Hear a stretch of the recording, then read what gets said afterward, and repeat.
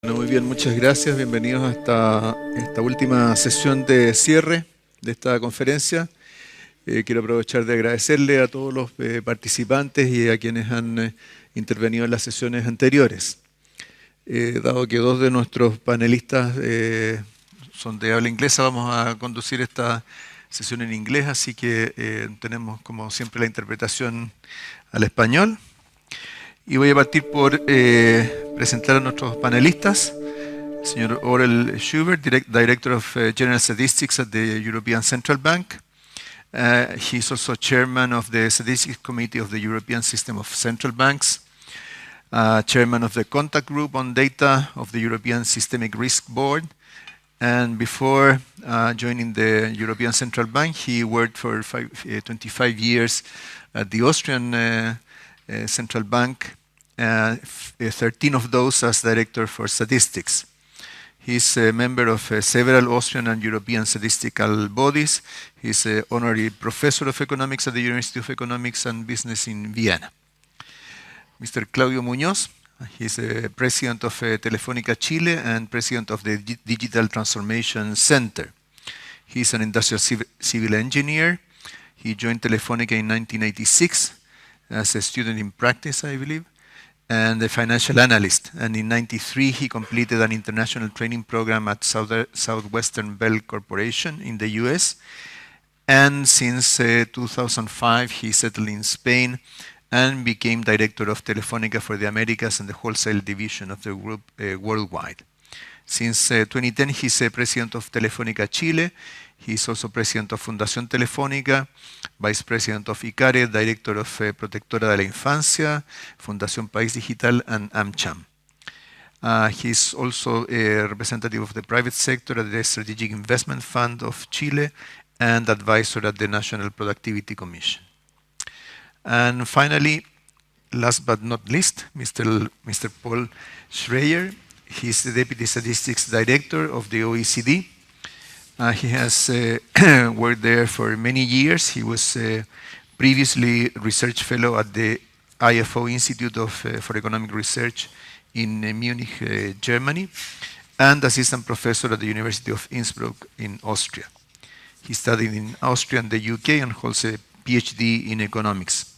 His research in statistics include the national accounts, the measurement of capital, productivity, welfare, non-market activities, and price statistics. So thank you all for joining us in this panel. And this panel is structured in 3 rounds. I will pose a theme, we will propose a theme, and we will allow our speakers to make their statements, and then we will have some time for discussion at the end of this session. So, to get started, I think the first issue that more or less could motivate the discussion is to make a sort of balance of what technology, and particularly digital economy, is bringing to the economy in general. I mean, here, this is a conference organized by the central bank. There are a number of central bankers joining us, and as you know, there has been a very intense discussion over the last few years on how productivity is changing, how economic structures are changing, how economic agents and the usual ways that we understood the economy actually may be changing as well. At the same time, there are also some people that argue that much of the technological development doesn't have the same impact than changes that happened during the previous century. So I would like to open this discussion by elaborating a little on what are the major changes that the digital economy is bringing to the economic exchanges, to the role of different economic actors, to the role or the functioning of markets. And then perhaps address this issue of to what extent the technological development and the digital economy is actually making a substantial difference in terms of productivity. Some people, as you know, argue that our current measures of productivity that actually show a downward trend over the last few years perhaps are not capturing well some of the changes that are underway. So perhaps you can also elaborate on or pose your reviews on that. So perhaps we can start with Paul here. Yes, thank you, Mario. I've already spoken to some of the questions during the conference, so maybe I will not repeat that completely, just saying that on productivity, as I said yesterday morning, we don't think this is necessarily a measurement issue. It is very much an issue of, nor is it necessarily an issue of lack of innovation as such. We think there's a lot of insufficient diffusion of innovation that is happening in the economy. So there are a few frontier firms who operate extremely well, and but that does not necessarily trickle down to a large number of firms. I could say more on productivity, but maybe I'd like to throw in one or two additional thoughts on the digital economy, its functioning, and how this carries over to measurement that I haven't brought in so far. There's actually a big challenge to the statisticians these days in a call for defining and measuring the digital economy, because what are we talking about? And Sanjeev pointed this out very well yesterday. I think we are essentially looking at something that is transversal. If you look at the business world, typically the transition in a digital economy is something that concerns all businesses. It's about changes that happen in real time. It's about automation. It is about new ways of operating, new business models. It is about decision making that is based or helped by new sources of data.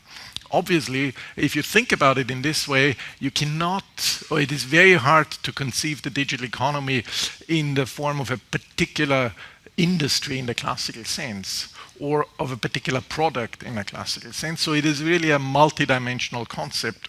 And I think the way towards defining the digital economy is exactly in that sense, that we develop a tool that can look at the different aspects in a flexible way, so that can answer questions of who among the producers can be considered digital.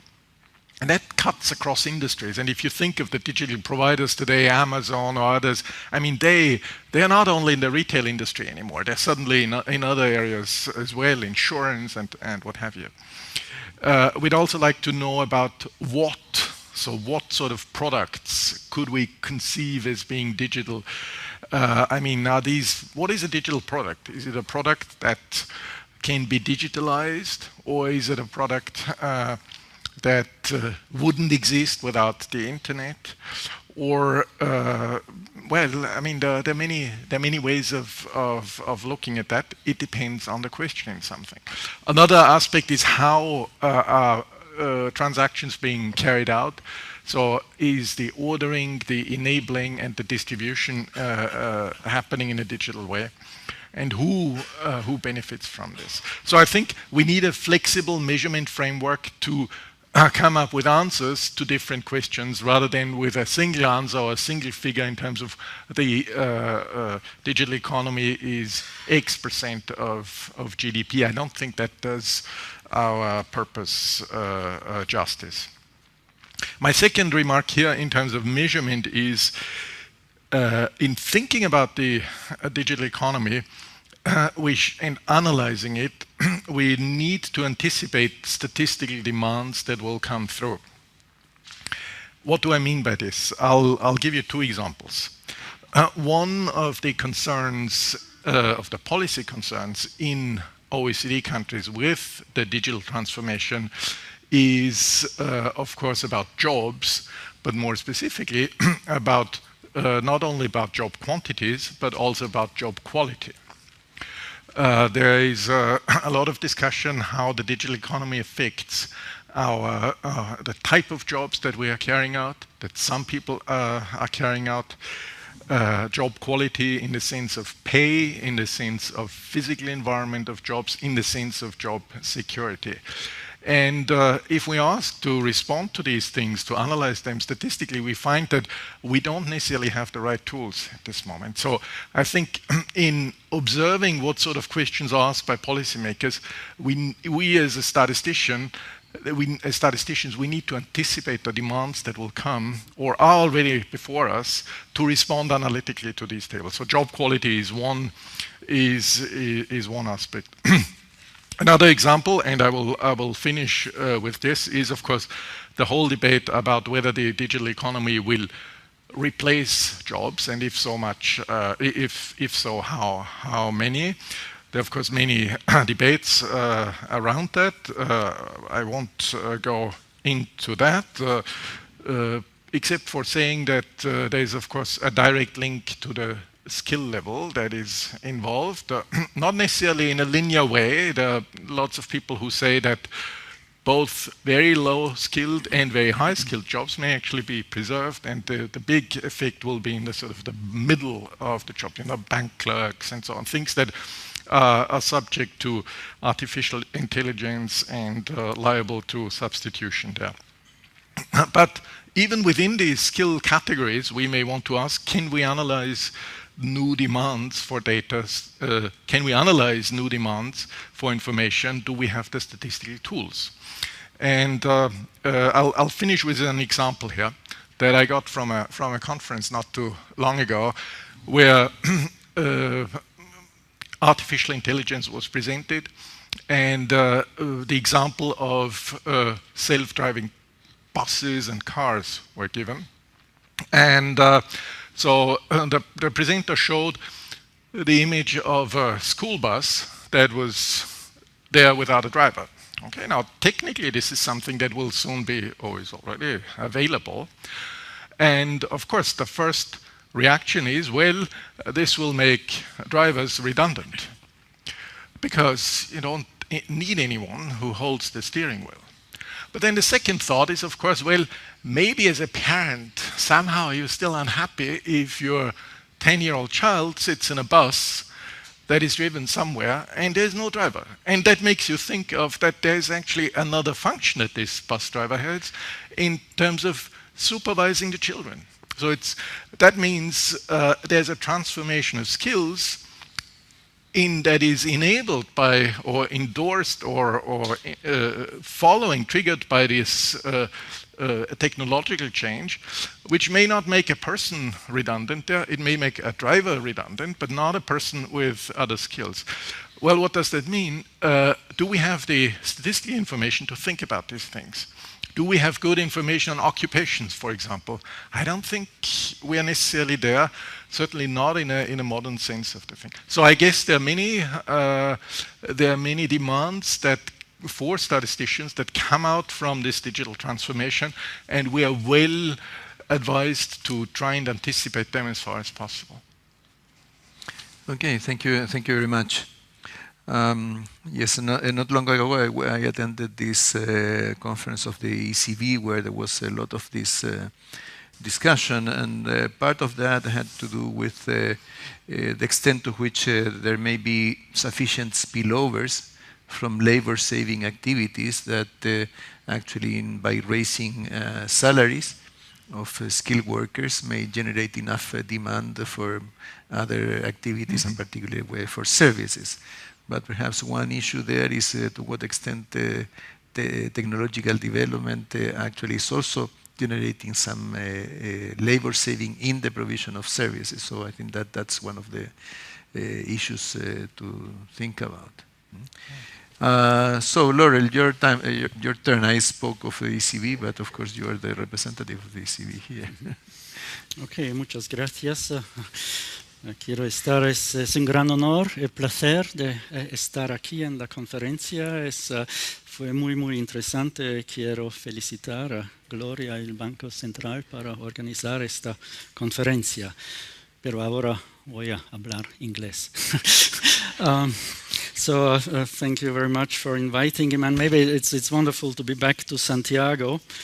although it's a long way to get to Santiago de Chile, 18 hours, but this year is for me the year of Santiago. I was already in Santiago de Compostela, where it took me 10 days to walk there. So 18 hours is a little bit faster than walking 10 days to get there.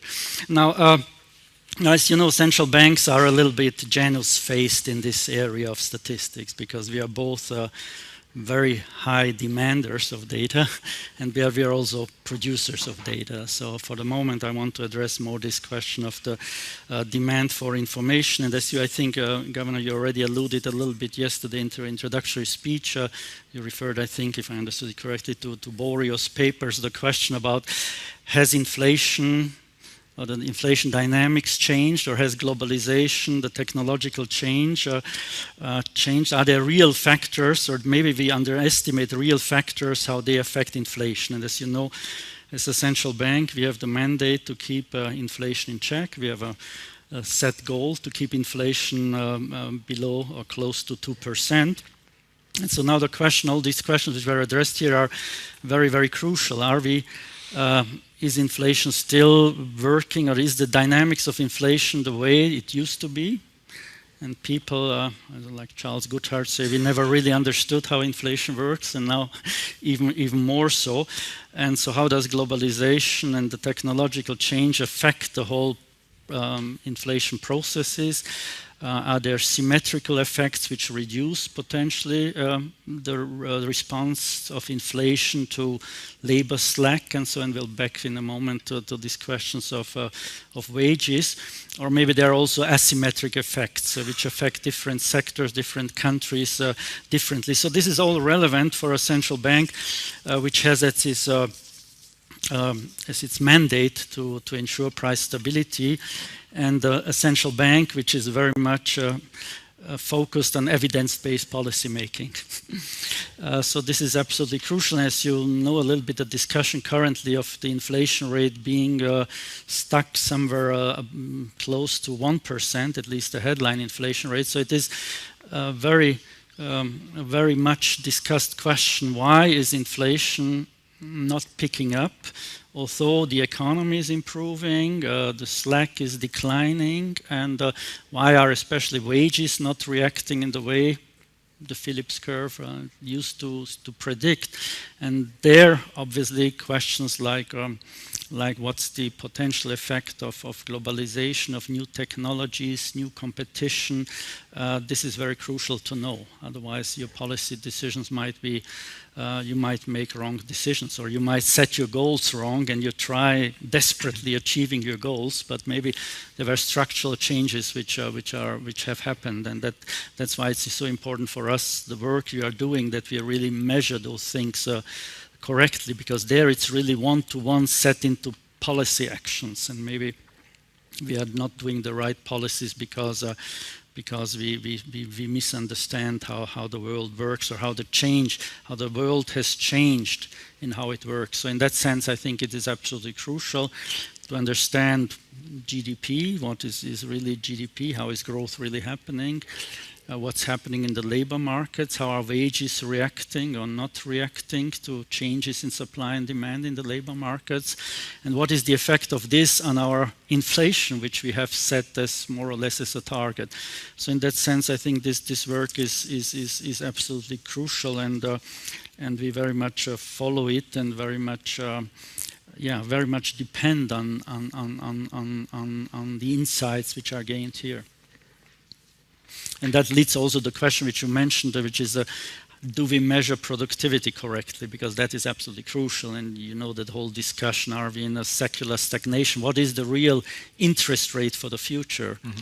Where should it be? Or is the real interest rate of the future lower than in the past, which has enormous consequences on how do you do policies? So what has changed fundamentally that maybe the real interest, be it to demographics, being to changes in productivity, to the different diffusion of new technologies than in the past, does that have a permanent effect on what is the equilibrium real interest rate which we should achieve? And if you are shooting for a wrong goal because not having seen that things have changed, that would be a big problem. Yeah, well, we have had a number of messages in the last couple of months from central banks on inflation prospects and to what extent that will make a difference in terms of monetary policy normalization, with a much clearer message from the Fed, in the sense that they plan to go ahead with their planned normalization process, but with the ECB with much longer prospects. So we will see. The good thing with, the bad thing with structural changes is that you can see them for certain when they're over, but when you're in the middle of it, that's the tricky part, right? So what's the new normal? Exactly. What is really the normal for the future? Well, Claudio, you're part of the digital economy, right? You work in an industry that is at the very heart of it, so perhaps you can share with us your views from the very center of it. Well, thank you, Mario, for the opportunity. I think it's a real opportunity to be part of this conference and to share what we see, maybe the vision from the private sector, from the industry sector. And you're right, we feel that we are living a real revolution regarding technology. And let me share some data, some elements that we see are part of this revolution. This is first time in the history of the humankind where we have hyperconnectivity. It's first time where we can really feel that connectivity is everywhere. Actually, in Chile, we have more cellular SAPs than inhabitants. And that is normal. This is part of our life. Just to share with you some numbers, if we see how many time people is connected to network in Chile, for instance, the number is 5 hours per day using some kind of apps. Maybe you are part of this revolution. You're using your data phones, your smartphones to be connected. And the real implication of this use of technology is, as we say, we are merging the traditional life with the digital life. And now an important part of our life is using digital technology. On top of that, what we see is this is not only a phenomena of connecting people. We are talking to connect objects to network. Actually, in the year 2010, the world equals the number of objects connected to network to people connected to network. And now, obviously, we have more objects connected to networks than peoples. That is the basis of the Internet of Things. And we feel from the industry that this is a massive transformation to rethink processes. It's, again, first time in the history of humankind where objects are connected to networks. And that is, as I said, a significant platform to transform the way to do things. The third element to us is what is happening with computers. Computers are increasing day to day the capabilities, the capacity to process information. We are near to equal the capabilities of the human brain. And that is a significant change in the way we use machines in our industrial processes. Again, a significant revolution. As a summary of this, Mario, what do we feel that we are changing the way to understand the business? You comment Uber or Airbnb. At the end of the day, that digital platforms are transforming the way to do traditional business. And from an industry standpoint, that is a significant challenge. We have to reinvent the way to do our businesses. And that is one of the implications of this digital transformation. The way we understand this change is we are evolving maybe for companies that were asset-based, where we had significant network and infrastructure, and today is totally relevant in our business, what we call data-driven companies. Companies where data is one of the major assets of the business. In our experience in Telefónica, we are transforming our company to move from traditional networks to platforms. And using platform, we can serve our customer, we can be part of this digital life of our customer. We see that this has a significant implication not only in the industry, significant implications in the way countries can be adapted to be successful in this digital revolution. We are very optimistic. We feel we have significant opportunities to transform the way to do any activity, any industry, any government, any way to work as a society. And let me add a final remark. We see that this is not a technological issue. Sometimes we try to understand this phenomena, this revolution, as a technological issue. Obviously, technology is there, but we feel that it's more important talent, it's more important capabilities, it's more important skills. And that is, in my opinion, the real opportunity for countries like Chile. The possibility to rethink our history, use talent, your capabilities to transform the traditional way to do the business. The more common word in our company today is transformation. We are working to solve the question how to transform the traditional way we do the things in our company, and I think in any activity of any country. Thank you very much, Claudio. Definitely we live in fascinating times, and it's difficult to take distance from there. But I think that something that Paul mentioned is perhaps a way that helps us economists to think about this, which is, start by posing the right questions, because you have so much data, so much information that you can get a little lost. So questions like, what's happening with inflation, to what extent the conventional relationship between employment, salaries, and prices is holding, is something that is attracting a lot of attention. Well, given that Claudio spoke of data-driven companies, well, today we have lots of data everywhere, and now we have this concept of big data, huge volumes of information that offer opportunities but also challenges, especially to statisticians and economists and so on.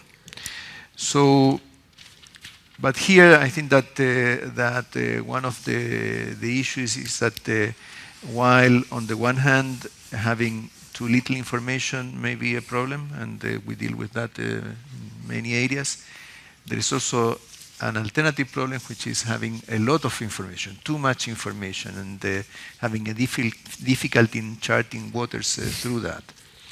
So this second round, I would like you to address this issue, particularly how to organize the way we think and use about big data that may add value to what we do in analyzing the economy, markets, and so on. Mm-hmm.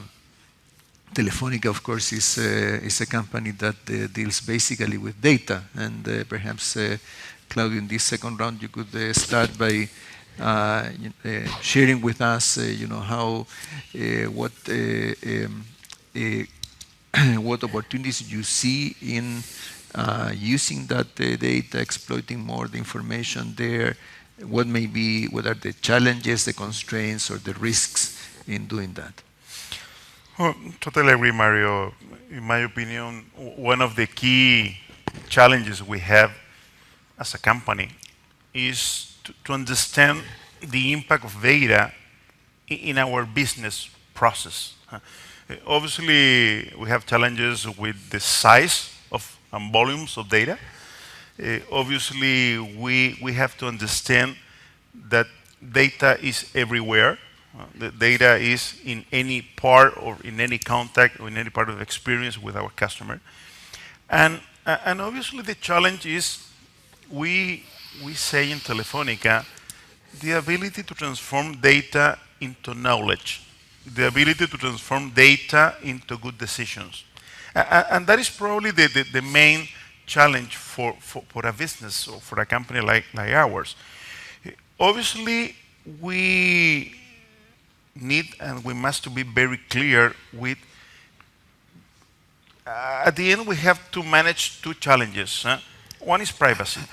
We have to be very capable to create productivity or to make good decisions with data, taking care of privacy. And this is a significant challenge of the society, not only for Telefónica. And we feel that it's possible to manage privacy and to capture the value behind data-driven companies.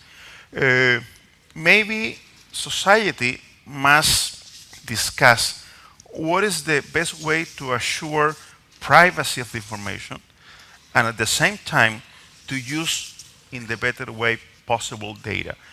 What we are doing basically is to rethink the capabilities of our organization. For us, for instance, data scientist is a new role in our company. We are hiring people with those skills. We used to have engineers, but obviously we need now different kind of engineers, different kind of skills to manage the data and to transform data into knowledge. We are very positive.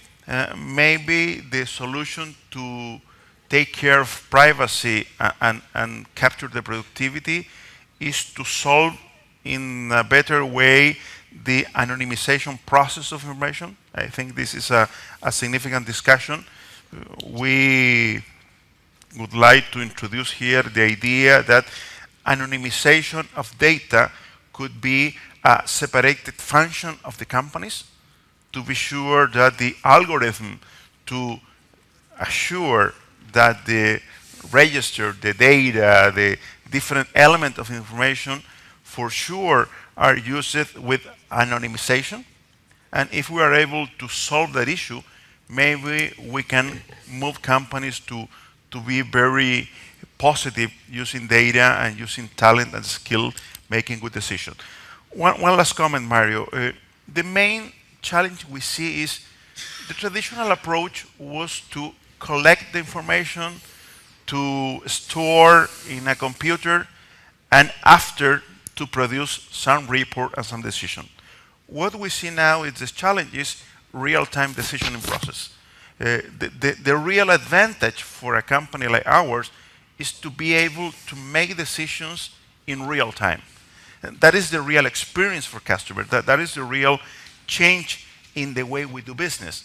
And obviously, we must do that process, taking care of, as I said, privacy, and be very agile, very customer-oriented to transform the value of data into good service, good experiences, and good provision of services to the customers. Thank you very much, Claudio. Aurel? Claudio just mentioned the word data scientists. We also heard yesterday, but so this is obviously an area where we are competing, and not directly. There is a little geographical difference here, but where we are competing in the same market, and so we are now trying also to hire those. As Jens yesterday said, these are statisticians, but who have also knowledge in handling large data banks. So that I think, just to react to this. Now, on big data in general, you might know that our president, President Draghi, every 6 weeks has a press conference after the monetary policy decision.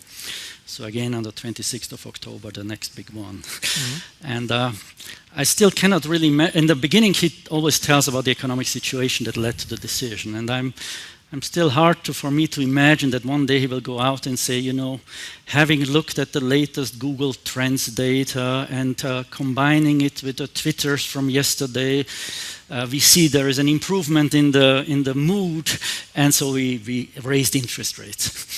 So I don't think yet we are there, because I think what is crucial is with central banks not just being a conservative, it's in our DNA to be rather conservative, because it's so much on trust-based. So we still try to build or have the decisions based on good, solid, structured information. But that doesn't mean that we are not moving into a world, and Jens also yesterday alluded a little bit to bigger data. I usually call it pretty big data, because what has happened is clear with the financial crisis, that there is so much heterogeneity. Also the picture we had of a homogeneous representative agent, representative company is no longer relevant. Also the representative country, we didn't have the convergence in the euro area which we thought. So you need much more information on distributions, because behind all the averages you have enormous distributions, and a lot of the interesting action happens in the tails. The black swans coming, etc. So these kind of things. So what we need much more now is much more granular information. So behind the aggregates, while traditionally we got, I don't know, let's say the German aggregates from the banking sector in Germany, that's fine. But now we want to have the details for individual banks, because you will have banks, take for instance Spain, where you have banks which are world class. You just have to go out of the building. You see some of those here. But there are also some which you could qualify as zombie banks. Now their behavior for the same monetary policy actions will be very different. The first ones will do what we teach our students or have been teaching. We better be careful now, but what we have been teaching, and the seconds will behave completely differently. But that becomes policy relevant. So we have to go much more granular, and I will not go into too many details this afternoon. Those who stay around can hear much more on details. So what we first started to collect then, or asked the national central banks to give us information on individual banks, at least for certain balance sheet items, for instance, to understand the transmission mechanism of monetary policy with what is the loan developments, for instance. Now, in the meantime, we are really building up big databases, granular databases. So the solution for us is go granular. One example which we are just currently doing is build up a credit register for the whole euro area, de facto. So we are talking about 100 to 150 million loans for about 15 million counterparts. So you first need the information on the counterparts in the register, then you need the information on the 100, let's say 20 million loans. So very granular with 94 attributes to every loan, so that's already pretty big for a central bank. Or another area where there is a big gap is the money market. So between the decision of the central bank and what happens then in the retail, you have in between the money and the capital markets. And the money market, we didn't have any information until a year ago. Now we collect every day 45,000 transactions approximately with who are the counterparts, what's the volume, what are the interest rates, what are securities or not security, or the securitization or not, etc. All these. So we are moving to this area of much more granular, and we have the same with securities, security database. I don't want to go into all these details, but for us currently it is to go much more granular, which gives you also much more flexibility for new questions, because before, as long as you had aggregates, when the crisis came up, and then I said, you know, it's nice you tell me how many securities a bank is holding, but I'm interested in Greek securities or in Irish securities. So every time you had to go back. Now, if you get it really security by security, you have the information in there. You just have to handle it, and then we are back to the data scientists. You need people who are willing, who are able to deal with this. So you have to add to the traditional economists, statisticians, macro statisticians. You have to add those who are being able to deal with algorithms to find quality, do quality adjustments or quality controls for, let's say, for 100 million loans and so. So we are moving into this area, but in our peculiar way. And in addition, we also obviously observe and participate in some pilots on really big data as it understood out there, unstructured data, and try to find maybe some early indicators on sentiments, etc. But it's nothing where I would suggest that the president goes out and uses as the basis to justify decisions yet. Yeah, you make a very important point there, because with big data you can either focus on the aggregates, or actually you can take advantage of having big pools of data to look into the granularity of that. In Chile, we have in the last couple of years, I believe we have had a bit of a breakthrough in analyzing the functioning of the labor market or the functioning of companies on a report that we just issued, that they give us much more insights in how productivity and unemployment actually operates when you look at the gross movements in the labor market or in companies, rather than the net ones that are usually captured by the conventional statistics. So, Paul, what's your view? Two thoughts, really. One, sort of coming in as a statistician, of course, the question is always, what are the implications of big data for statistical purposes? And I think it's really useful to distinguish between different types of big data, because they are very different in terms of their usability for statistics. And if I make a little distinction, first there's the whole area of publicly available data, in particular geospatial data. There's no restriction to access there. This can be used for statistical purposes. It is already used. There are countries, Australia, for example, established agricultural statistics with satellite imaging. This is a great model for the developing world as well. There are no restrictions to access there. The geospatial data is also really useful in sort of bringing it together with socioeconomic data from censuses to get socioeconomic data on a geographic basis, because this is what you want to make data speak to people. The public identifies much easier with official statistics if they can find their province, their city, sometimes their street, with information that is relevant for them. There is no issue of access there, it's an issue of bringing those things together. The second type of big data that the statisticians are interested in is the type of big data that constitutes business assets. And I mean, the mobile phone records is a great example for this. Scanner data is another one. Credit card data is a third one. Some of those are already used in statistical practice. I mean, credit card data is used for balance of payment statistics. Scanner data, we heard about this in this very conference, is a source for price measurement.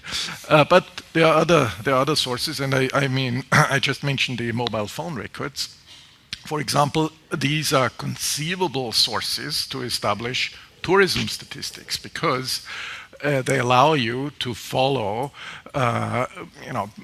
the signals from the mobile phones in your country, and you can identify if a mobile phone comes from a foreign provider, and there's a good probability that this is a sort of tourism. So you don't have to ask people who step off the ferries or the airplanes, what are you doing? You can put in place a new statistics based on this.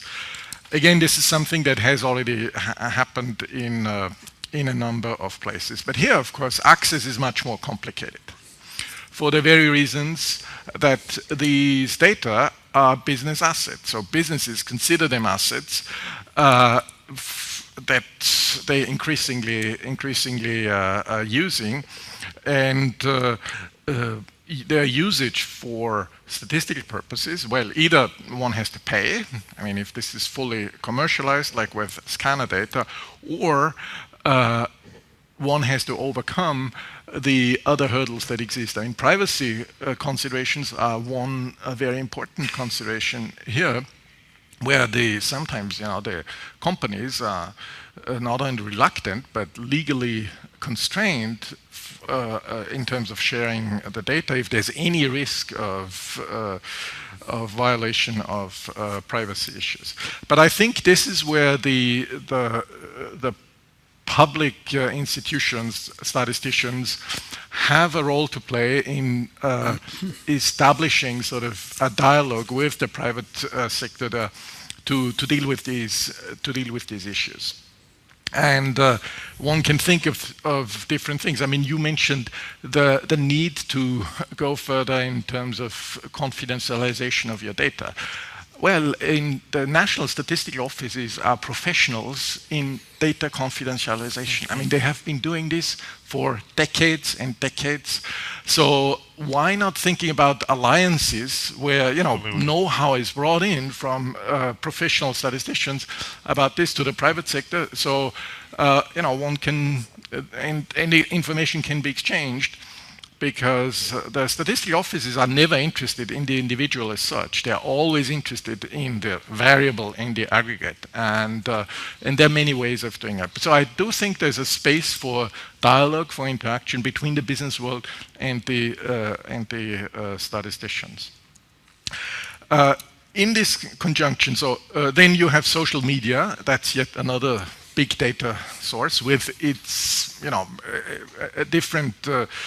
different shapes and forms. Again, there's business assets in terms of the compilation of the data that they have, but of course the social media is also a way of directly dialoguing with users of these social media and getting information on things that may come out.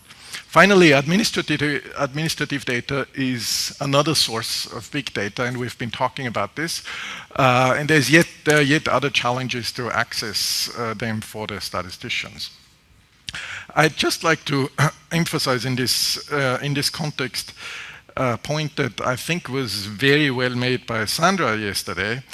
We are facing technical challenges here, we are facing statistical skill challenges, but we are mainly facing institutional, legal, ethical challenges. And I think they are sort of undervalued in this whole debate, these issues of governance and institutionalizing the way we're dealing with big data at the expense of the technical side, mainly, I should say.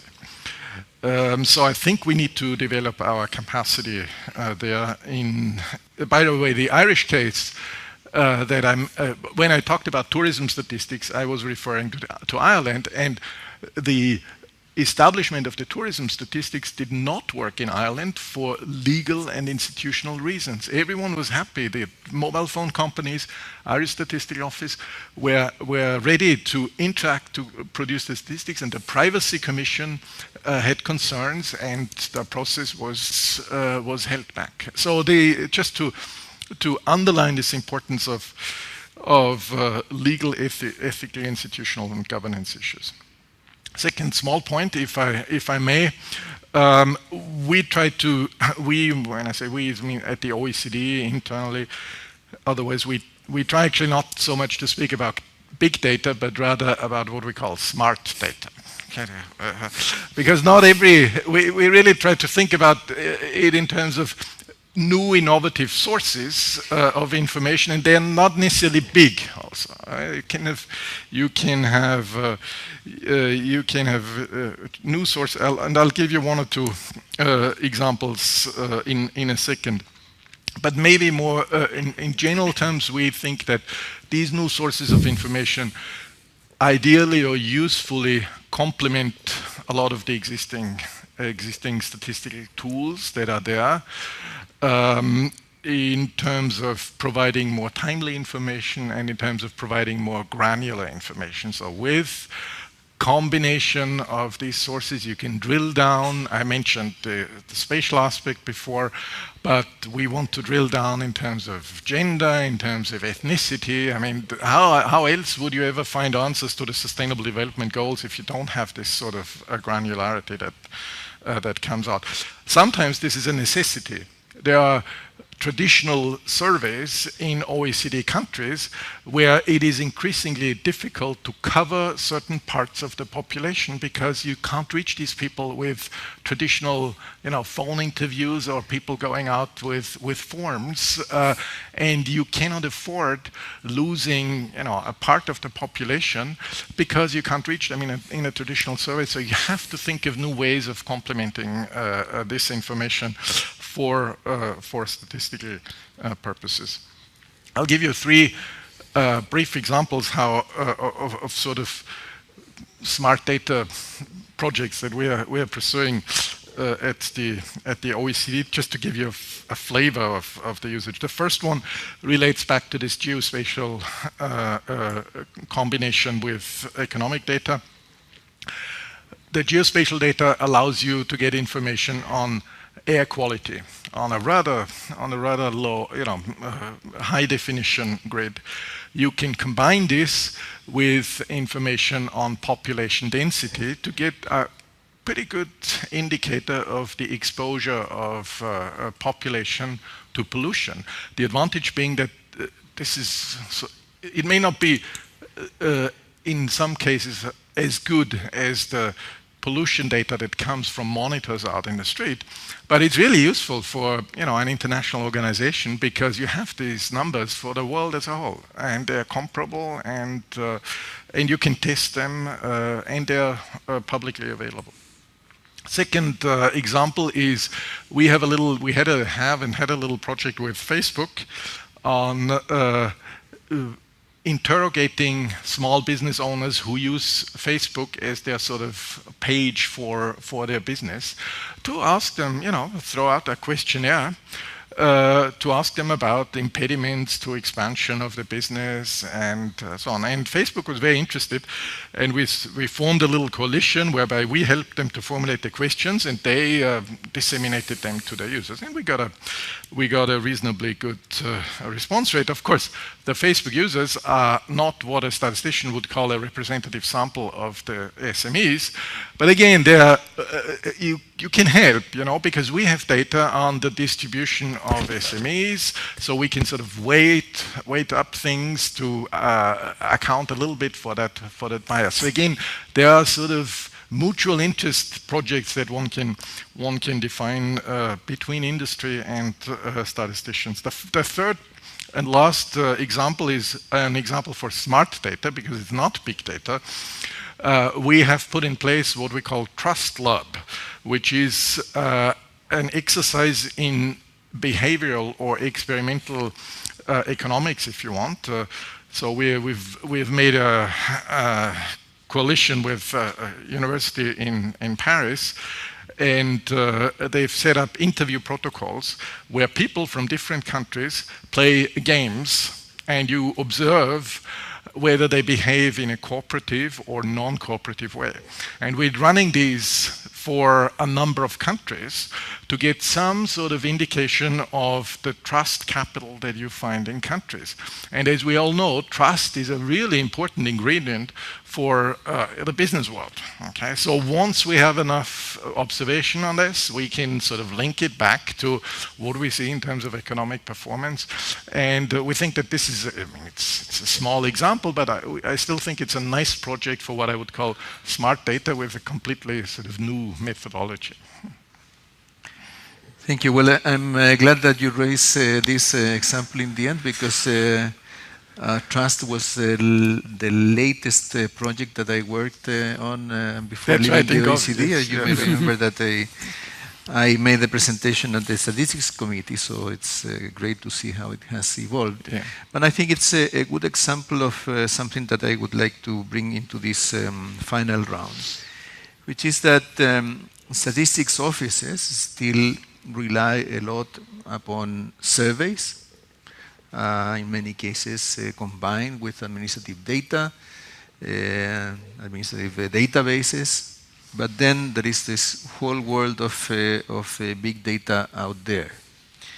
And even though we can identify a number of perhaps good examples of positive combination, There are also some risks, and I guess that the statistics offices also face some pressures from having these alternative sources of information. Let me just give you one example. I think that that Aurel mentioned this credit register in the European in the European area. Now, in Chile, we have been struggling with the idea of a consolidated credit register for many years. I don't know, I think it's like 8 years that we have been discussing this, with a number of legislative difficulties. We have not got that through yet. This morning I attended this fair on financial education, and somebody came and said, okay, when are we going to get the consolidated credit register? But today it is likely that you may have somebody else, maybe a research institute or a company or whatever, that can come up with an algorithm that provides you a good approach into creditworthiness, and sort of emerge as an alternative to something that was conceived as a first best, but you cannot have, and then you have something else. But that is perhaps done by another actor that may not be able to guarantee good, solid structure information as you describe it. So how do you see the interaction between the work of statistics offices with their more traditional sources and methodologies, with these other sources of big pools of data that are coming up? So perhaps you could start this time, Aurel. Okay, no, I think we should use our USP, our unique selling proposition, so to speak, for official statisticians, is that we have that we are really a trustworthy source where we are. We have to be, I think one difference is obviously that we are clear and should be clear and transparent on what are our methodologies, what are the methods, because very often in these things which you can buy or which you get anywhere, you don't know really what's the basis, what is the metadata, what methodologies were used, and I think so that is something that is I think part of our work, which needs to be really made clear. So the high quality, the reliability, the transparency, I think that is crucial. Then the other point is also crucial, that the accessibility, where we give free access to the data, so which you don't necessarily have in these alternative sources, and often they might start free and then suddenly become very expensive in the business model. So I think Sam said yesterday that at this Gartner conference, the main thing was, the most attractive session was how to make money out of your data. How can you? So obviously, I also assume at some point the Google search data, etc. It's once they recognize it, it will get a paycheck, a link to it. So I think this accessibility, general accessibility, is also, I think, important. The neutrality, that we really have no specific interest, because behind most of these others, there are companies which legitimately have certain interest. They will not publish everything, only that what it's in their interest, and at the timing when it's of their interest, etc. While we are stick to very clear, transparent time frames. We are not waiting with the information until it might be a good time to once you used it, once you did business on it, then you so that there are, I think, these things which sound rather boring, but they are the unique selling propositions of official statistics, and it all boils down to the word which was mentioned before, is trust in the whole thing. That is really that this is it's a public service. It's a public service. It's paid by the public in any case. So I think this trademark of official statistics should be used, and but on the other hand, we should not be afraid of these alternatives. We should potentially, even as also Paul mentioned, to take it as an opportunity and not as a threat. But again, to very clearly show what is the difference between these things which we are doing and others which might have different interests, different driving forces, and most likely not be so transparent and not necessarily be based on scientific independent methodologies, etc. But I think that needs to be transported, but that leads to the challenge, which we are all, I think, not very good at, is communication. So there's to do more on communicating about this, about the value of official statistics.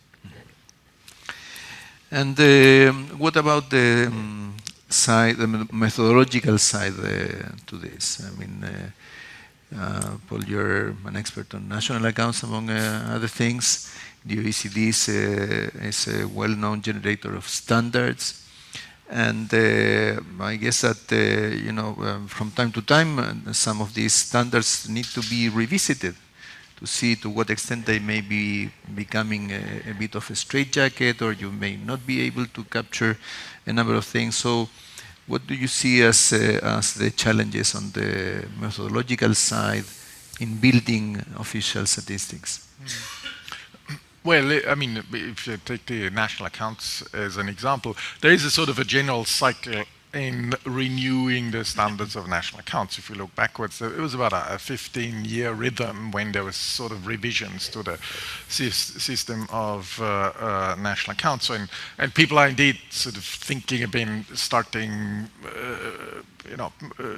the agenda for revisiting the national accounts manuals, but that's probably less under the immediate impression of the discussion on the digital economy, but as a standard process of seeing whether things are still relevant. That's happening.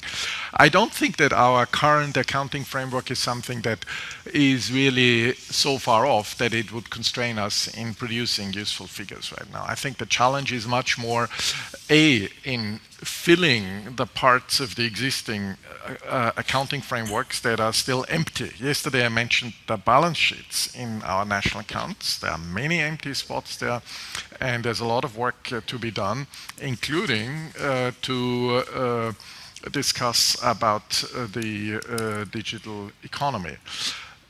Repeatedly during this conference, we mentioned the need to have more information on multinational enterprises. I think this is really the call of the day, or the year, or the years to come, that we sort of reset our thinking about statistical units and go beyond establishments and firms at a national level and think about groups and international units. That doesn't make the existing framework redundant, right? It supplements it.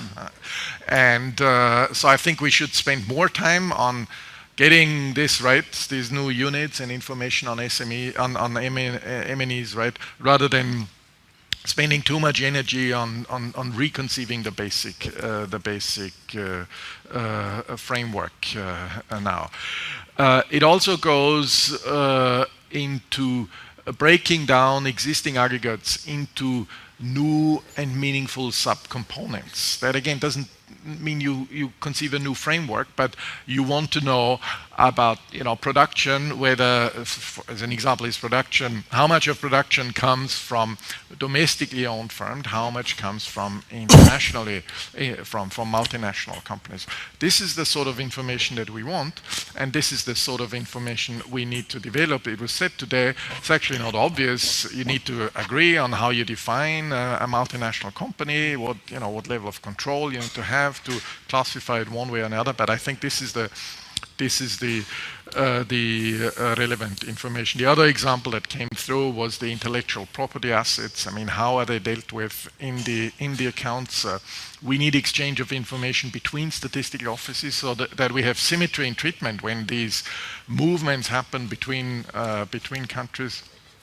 And I think, and that's something that Bruno said, I think, was we shouldn't forget that there are other variables in our accounting system that actually give us good information about how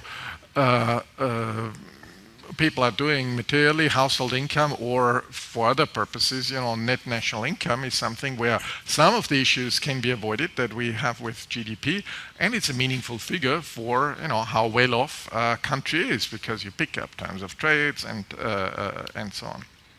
So I think we don't need a new framework, but there's a lot of work that needs to be done to fill the existing framework and to supplement it with the relevant pieces of information that we need to address the issues at hand. So focus on the empty pockets or the areas where there is lack of information. And break down the cells further. And I'm glad that you raised the issue of multinationals, because in emerging countries we were used to think about multinationals as companies that were based elsewhere, that were operating in our countries. But in Chile today, as in many other emerging countries, we have a number of multinationals. We have Chilean-based retail companies that are operating in a number of other countries in Latin America. And we at the central bank, sometimes we find it difficult to deal with that, to reflect that in the standard sort of indicators that are used. So that's something that we need to work on. So Claudio, I think that perhaps sometimes when you look at official statistics, you may find, you may think that with your data, you may know more than statistics offices. So what would you bring, to work with, in our case, with the Statistics Institute or the Central Bank, in order to share what you have? Because at the same time, it has an economic value. So how you see that, the cooperation with statistics officers? Let me first, Mario, react to your point that we are competing for scientists and for talent. You are right, we are competing, and maybe due that reason, we should cooperate, we should work together, developing new talents, creating new skills to manage this opportunity. But I agree with you that we are competing to some extent of this. Regarding your point, Mario, of official statistics, what we see is a significant challenge in a couple of aspects. One aspect you address is a methodological challenge. What is happening in practice is, due to the changes of the digital environment, the traditional methodologies are not good enough to capture that reality. And let me use an example to transmit what we see from a private entity like Telefónica. For instance, if I use Uber in Santiago, after the service, I receive an invoice from Amsterdam, and the service was in Chile. Then, from a methodological standpoint, I think it's very important a definition regarding how we account the data. And the definition could be the data will be accounted where the platform or the computer is located, or the data will be accounted where the customer is located, or both. I think that discussion from a methodological standpoint is crucial to capture, in our opinion, what is happening in the economy, what is happening with digital service behind platform. That is the first implication that I think is very important to address and to have definitions. The other implication is due to, and Paul, you mentioned, new sources of information, new volumes of information, new time for that information. Probably the traditional IT architecture is totally obsolete. Then one of the challenges that we have in any organization is to update our IT capabilities. The legacy concept is more clear than ever due to the new requirement of information. But what we feel that at the end we have significant opportunities here. And let me connect the point that every people is connected using internet, using devices. Many objects are connected. For instance, the point of sale are and then were connected in the country. Then the value of that change to us from the statistic standpoint is the real possibility to change the traditional approach. I'm not an expert here, but why not to think in, for instance, the inflation index in real time? why not to capture the price evolution in real time and to offer to the society, to citizens, better information, maybe to complement the existing one. But I think the real value of the digital transformation is the new space to transform the traditional way to do things.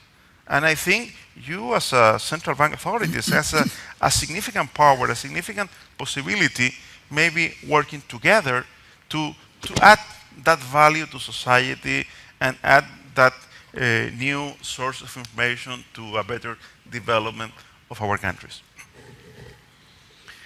Well, very recently I attended a meeting where there was presented this project on the billion prices. I think that's one of the projects that is currently trying to do what you just described. Okay, well, I think we're past the time that was allocated to this. I don't know if we can still take a couple of questions, can we? Yeah? Okay, so let's take 2 questions from the public. Any question?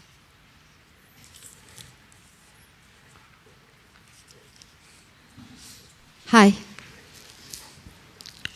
My question is for Claudio. I was wondering what, from the point of view of a leader telecom company, what will you be your recommendation for all here central bankers and some statistical officers or other regulators to jump in this digital economy or this information economy in order to be able to understand better what's going on with the economy and take the proper or the right measures? Just an open question, just to have your full point of view of this issue. Okay, I think that we have another question from you. No. Let's take one more question. Hi. I have a question that about a topic that has been underlying most presentations, and it's regarding ownership of data, not only in like the micro level, meaning if I give my information to Facebook, to whom does that micro data belong, but also in the country level. If a database is produced here in Chile by Facebook, is that a US product, a Chilean product? Should it be counted as an export? So I'd like to know your opinion on the ownership topic. Okay, thank you very much. So perhaps Claudio can take the first question and Paul and Aurel take the second. Well, I'm not sure if I'm able to provide you some recommendation, but maybe an invitation. What we see is, first of all, the revolution is now. This is not a future event. It's doing now, and Chile is the perfect example. And maybe the invitation is to be more collaborative. I think the traditional approach is by silos. Each organization, each entity, each government trying to solve the challenges working alone. And I think one of the possibilities that open the technology and the digital technology is more easy to share. It's more easy to work together. The collective intelligence is more real now. Then my invitation should be, let's find the way to work together, trying to understand the implications of this revolution into our country, into our processes, into our industry. And if we are able to work together, maybe we are more prepared to be in the positive side of this challenge. If not, I think the risk to be in the negative side, which exists, also is a possibility. Thank you. Aurel, Paul? Ownership of data?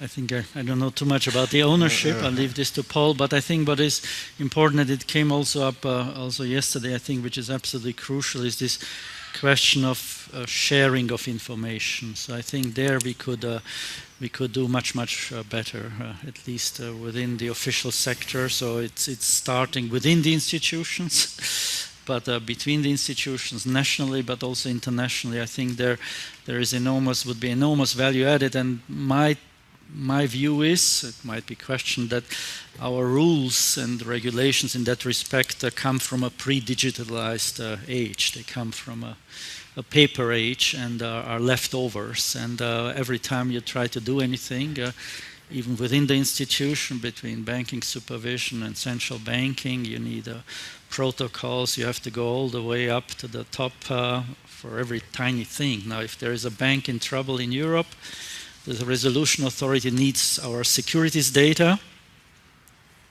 It's a tip of it takes 5 minutes for us to get the data, and then it takes, I don't know, weeks to go through all the authorities to pass this data on to another authority whose job is to close down this institution or save it. I mean, this is, I find it crazy. I mean, it's simply not the digital age. You talk about real time. We can push the button, we have the data in real time, but we cannot pass it on. So I think this needs to be revisited and rethought, and maybe it's not for us, because it's for other levels from the demand side to say, this cannot go on like that, and let's arrive in the digital world also in these things, and that requires that our very esteemed lawyers have to rethink certain things. So I'm fine and then clear for privacy and all these things. But again, all that needs to be revisited. I mean, how much information we put voluntarily anywhere, but if somebody would come and ask for this, you say, no, I don't tell you how many people live in my house or what's my religious affiliation or whatever. Okay, but go to Facebook, you find it there anyhow. So I think here we still have this dichotomy between reality and our rule books, and we are a little bit squeezed in between, because we could do much more if we were allowed to do so. And I think there is here a lot of potential. Thank you. Paul? On the ownership issue, I think there are two aspects to it. One is the sort of national accounts aspect, and we can discuss whether there is a residential unit in Chile and where the asset should reside in the accounts. Apart from the fact that typically we're not very good at valuing databases, but I think that's in a way that's one aspect. Probably the more important aspect is a very basic societal issue that you raise with your question. Who does the data belong to that is generated in the digital world? And I don't think that is a matter of course, or it's already well answered. A lot of the data is, as Aurel said, is just sort of happening, given away. It's not always clear how conscious individuals are about the implicit contracts that exist with providing the data to the private sector, who offers a number of products, and what can and what cannot be done with it. I think there's also an issue that could be thought through in terms of regulation, government regulation of certain industry activities in conjunction with this. For example, that are put in place up front. For example, when mobile phone licenses are auctioned, I mean, part of the deal with, or part of the sort of conditions or deal with the possible applicants would be that a certain type of information that is generated through the usage of the spectrum is provided to the government for statistical purposes, for example. So, if there's, we have to think through the ways how our relation between the state and the private sector are shaped. So from the word go, from the beginning, so that it's not exposed, but it comes in immediately as something that the partners are conscient of. And again, it all comes back to the question: who actually owns the information that is generated? Is it the individual? Is it the firm? Is it society at large? And I think there are many unanswered questions there. Thank you very much. Well, I think that this has been a wonderful discussion. I think it was Aurel that mentioned, made the reference at the beginning to evidence-based decision-making. And I believe that a substantial part of what we have been discussing is how to turn data into evidence, and that's where methodologies and the collection methods and so on, frameworks are useful. I believe that thinking of evidence at the time when people speak of post-truth or alternative truth, it's very important. It's perhaps a way in which public bodies like central banks or statistical offices add value to society and will continue doing so. And we have seen a number of ways in which private sector can and the public sector can collaborate in generating such evidence. So with this, I think we bring this panel to a close, thanking again our panel members, and given that this is the last panel in this conference, again I would like to thank all participants, people that came from many different countries and organizations, our friends from Latin America, and from the community of people that work in generating better evidence for decision making. So thank you very much.